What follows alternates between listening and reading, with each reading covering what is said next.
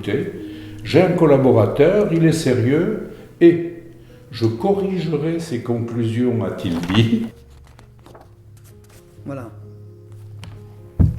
C'est à la fin de mon premier bulletin. 17 projets pour un barreau. Et puis c'est aussi la phrase « l'avocat est une conscience au service d'une confiance ».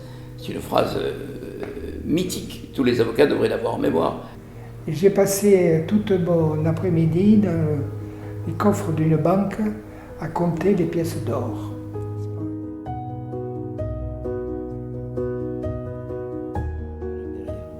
Voilà, cette salle pour moi, c'est ça. Avec ce grand cartel qui ne marche pas, mais qui pourrait marcher, il suffirait qu'on tourne la clé. Maître, vous avez très bien plaidé, et il ajoutait, vous avez plaidé comme un homme. Alors là, mon sourire s'est évanoui. Faites voir maître, il prend un code civil comme ça, il regarde à droite, il regarde à gauche, il dit maître, si on arrachait la page. Jusqu'à une petite porte que l'on ouvrira, et c'est vous qui le coucherez sur la table pour lui couper la tête. Et j'ai dit au jury, voyez-vous, ça je l'ai entendu il y a 65 ans, je l'entends encore. J'y suis. Voilà, vous voyez un homme heureux et content de vous avoir rencontré.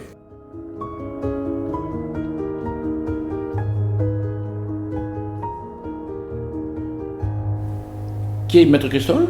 Oh ben tout simplement le petit-fils de Jean du peuple, je dirais, au meilleur sens du terme. Un grand-père qui était commerçant à Lunel, qui vendait des pantalons, un autre qui était du Gros du Roi et qui était artisan maçon. Et puis mon père, qui n'était pas du tout issu, et dont le propre père, le grand-père vendait des pantalons, et le père travaillait dans les postes, les trains de nuit. Il a souhaité faire du droit. Et on l'a amené un jour chez quelqu'un qu'on lui avait recommandé pour faire un stage.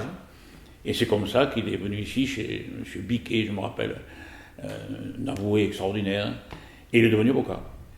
Il s'est installé à Lunel, dans notre maison familiale, que j'ai toujours, et à mon tour, sans problème majeur, sans difficulté existentielle, il m'a paru simple et naturel d'être avocat. Je dois dire que tout jeune, j'avais fait à l'école, je ne sais pas si c'est lié, mais un peu de théâtre, y compris d'ailleurs au Conservatoire Montpellier, où j'ai eu comme partenaire un jour Nicole Garcia, qui était ici parce qu'elle était venue d'Algérie. Elle est restée 2 ans à Montpellier. Voilà, donc est-ce que le fait d'être en scène, de s'exprimer, avait un intérêt pour moi? Oui, je crois que oui. Donc c'est assez naturellement que je suis devenu avocat et que j'ai prêté serment en 1965. Ça va faire donc 57 ans. Nous sommes dans la bibliothèque de l'Ordre des avocats de la Cour d'appel de Montpellier. Bibliothèque qui est pour moi un lieu extrêmement émouvant parce qu'il fut un temps où il n'y avait qu'un palais de justice, c'est-à-dire la Cour, là où nous sommes, et où toutes les autres institutions étaient rassemblées, le tribunal de grande instance, l'instance, le prud'homme, etc. C'est fini. Il y a maintenant 3 lieux, la Cour, le tribunal, et puis le tribunal d'instance plus loin. À telle enseigne que, ici, les gens ne font plus que passer, très vite. Et plus personne ne séjourne dans cette bibliothèque où j'ai vu passer beaucoup de gens aujourd'hui disparus. Je suis le doyen de l'ordre et j'avoue que quand je vous dis ça, c'est très émouvant parce que je regarde autour de moi tous ces fauteuils, je les vois tous, ils attendaient le moment d'aller plaider au tribunal, à la cour, on les appelait, en un temps où il y avait à l'égard des avocats une espèce de respect, la cour les attendait, puis ils montaient solennellement pour plaider, etc., plaider des heures. J'ai connu des époques où on pouvait plaider un divorce 2 après-midi de suite à la cour. Maintenant, on vous demande de déposer le dossier. Pour des raisons multiples, on n'a plus le temps. Voilà. Donc, nous sommes dans cette bibliothèque qui est pour moi un lieu de mémoire très émouvant. À côté des souvenirs, évidemment, il y en a beaucoup, personnels, d'amis disparus beaucoup trop tôt, de grandes affaires criminelles. Bon, mais c'est vrai que ma prestation de serment, mon père étant là, c'était émouvant. Ma fille qui est avocat, quand j'étais là aussi, au moment où il a prêté serment. Ce sont des moments personnels, mais chez moi, le professionnel et le personnel se mélangent assez. Quand mon fils aîné est devenu agrégé de philo à Paris, c'était émouvant. Quand mon plus jeune actuellement cessait à la médecine, en fait, tout ça, c'est un peu mélangé. C'est la raison pour laquelle, d'ailleurs, quand j'ai commis ce petit livre de souvenirs, où j'ai dit je n'ai jamais plaidé que pour moi, les êtres qui sont derrière moi et que j'assiste, il y a toujours, quel qu'il soit, une part de résonance intérieure. Voilà. Personne n'est un étranger absolu. Il y a une résonance intérieure au fond de nous en termes d'humanité, de noyau d'humanité. C'est la raison pour laquelle j'ai donné ce titre. Alors, un souvenir récent. Ma fille avait été saisie par une dame que le compagnon avait voulu faire assassiner, car il n'arrivait pas à choisir entre une mère castratrice qui ne voulait pas de cette jeune femme et elle-même, qui venait d'avoir d'ailleurs un enfant. Et ce serait long, mais bref, il a fini par être convaincu, n'est-ce pas, qu'il fallait faire éliminer sa femme, et il s'est adressé à des tueurs qui, alors même que cette dame dormait avec son mari, qui était quand même le commanditaire, l'enfant étant à quelques mètres, est rentré dans la chambre, a tiré 3 coups de feu, mais n'a pas tué cette dame, qui n'est pas morte. Donc on a recherché évidemment celui qui avait tiré, on ne l'a pas trouvé, quelques soupçons sont venus rapidement, n'est-ce pas, sur la tête du mari, du compagnon, et au bout de quelques mois, il a avoué en garde à vue que c'était lui. Donc l'affaire est venue aux assises, et ma fille, qui plaidait pour cette dame qui avait survécu, quasiment l'avant-veille de l'affaire, me dit « Mais papa, si tu venais plaider avec moi pour l'enfant ?» Ah, je dis « Oui. » Donc ma fille a plaidé, et puis je me lève. Et je dis « Écoutez, je viens ajouter quelques mots pour un enfant. En fait, pour l'enfance. La vôtre, la mienne. Tant il est vrai que nous sommes tous bâtis sur l'enfance. Tragique, merveilleuse, mais elle est là. Elle est toujours là. Et donc, c'est aussi loin que je puisse me rappeler que je vais vous rappeler quelque chose de mon enfance. Et là, c'est venu tout d'un coup. J'avais entendu un très grand avocat du temps, Émile Polac, qui était un ami de mon père, l'affaire Dominici, plaider à Nîmes. On avait requis 3 peines de mort. Et mon père avait voulu que je l'entende, et j'étais avec ma mère sur une petite estrade qui était au-dessus du banc de la Défense. Donc je ne pouvais pas me pencher, mais j'entendais cette voix exceptionnelle d'Émile Polac plaider pour la peine de mort et dire « N'oubliez jamais, mesdames et messieurs les jurés, qu'à 4 heures du matin, c'est vous. Qui ouvrirez la porte du condamné, c'est vous. Qui lirez l'effroi sur son visage, c'est vous. Qui vous approcherez de lui pour lui couper les cheveux et lui couper le col de sa chemise, c'est vous. Qui le conduirez après par les couloirs, devenus silencieux parce qu'on a posé des couvertures pour que les autres n'entendent pas, jusqu'à une petite porte que l'on ouvrira, et c'est vous. Qui le coucherez sur la table pour lui couper la tête. » Et j'ai dit au juré, voyez-vous, ça je l'ai entendu à 65 ans, je l'entends encore. J'y suis.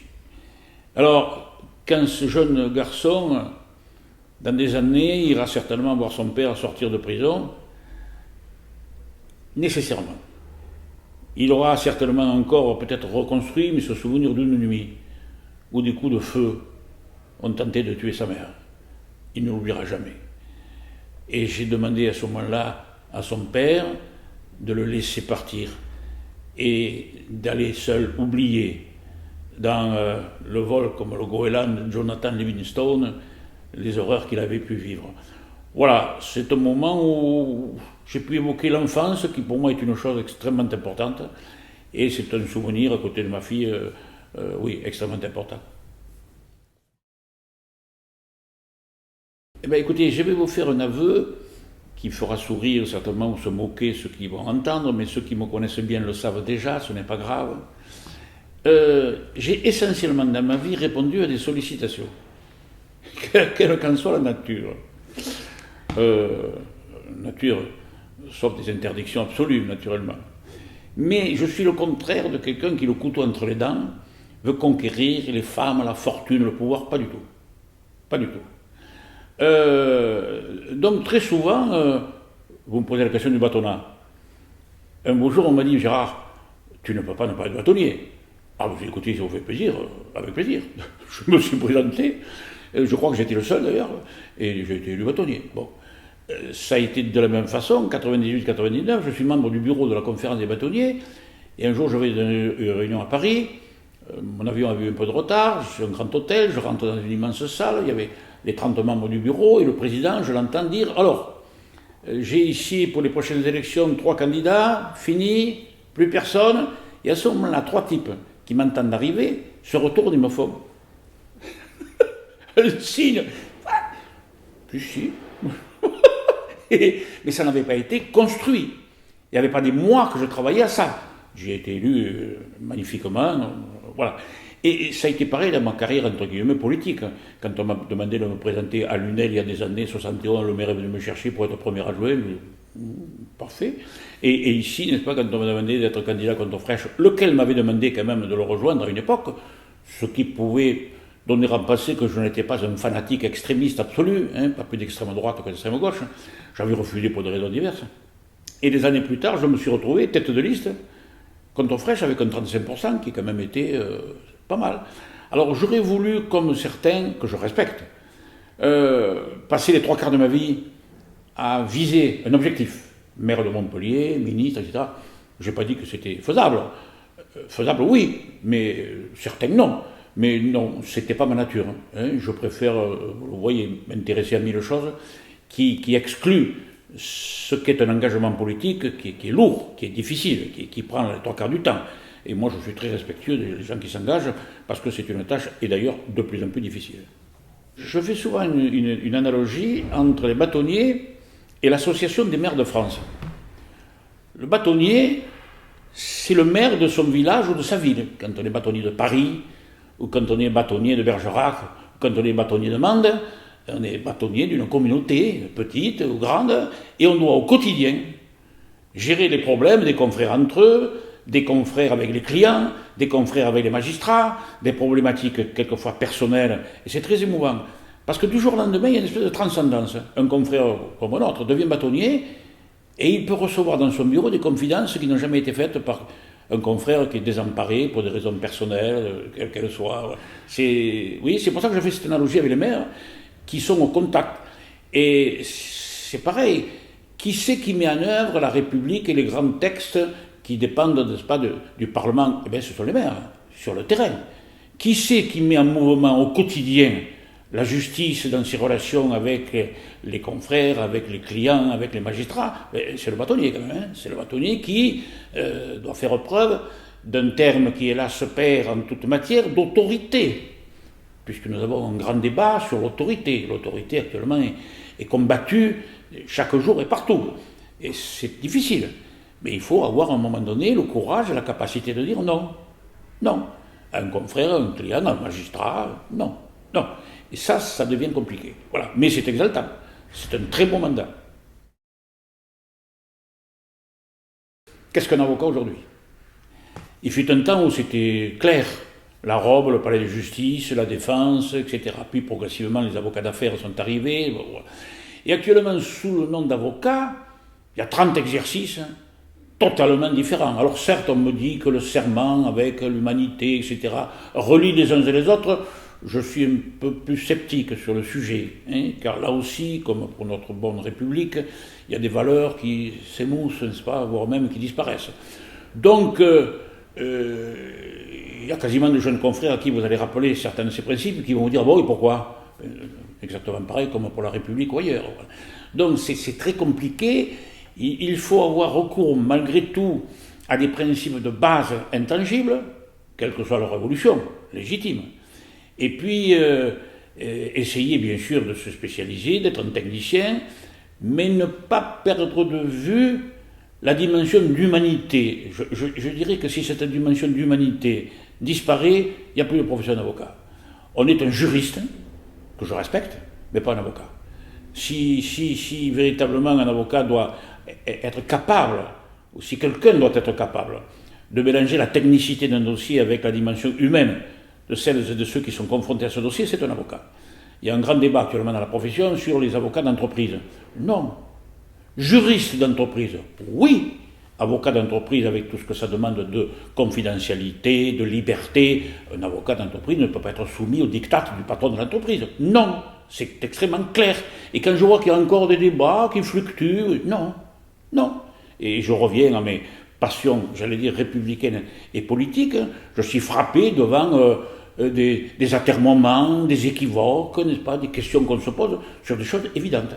Voilà, donc un avocat ne doit pas perdre cette dimension d'humanité. Je me rappelle par exemple, un jour il y avait un monstre sacré que je revois ici, un grand avocat, aussi bien civiliste que pénaliste, Jacques Chardonneau. Il était au correctionnel et il y avait là un remarquable d'ailleurs parquetier qui venait d'ailleurs d'Oran, je crois d'Oran, oui, pour des raisons qui m'ont toujours étonné, il n'a pas ouvert de cabinet, il est rentré à la magistrature. Et il a fini quand même premier président de la cour d'appel d'Aix. Bon, parcours dû à son intelligence, son talent oratoire. Et alors un jour, Chardonneau plaidait, et il se fritait avec le parquetier qui naturellement voulait affronter le bâtonnier Chardonneau et réciproquement, etc.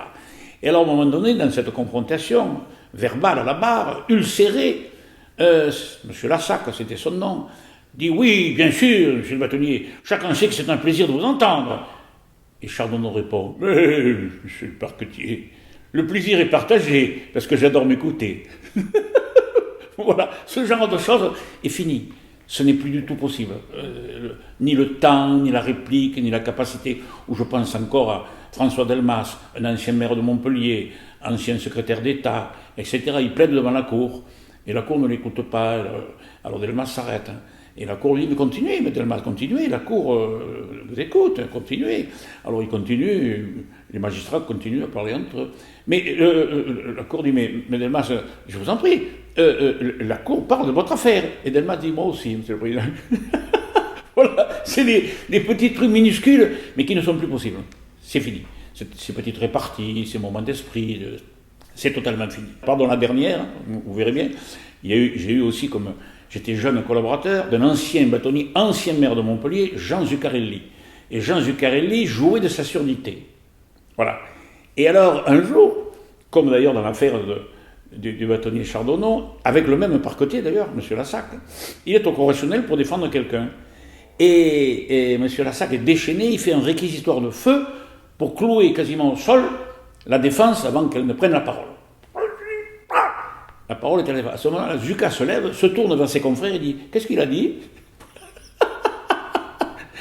Voilà. Mais ça, ce n'est plus possible. C'est fini. C'est un temps que j'ai vécu avec beaucoup de bonheur, mais qui n'est plus possible. La parole était un élément essentiel.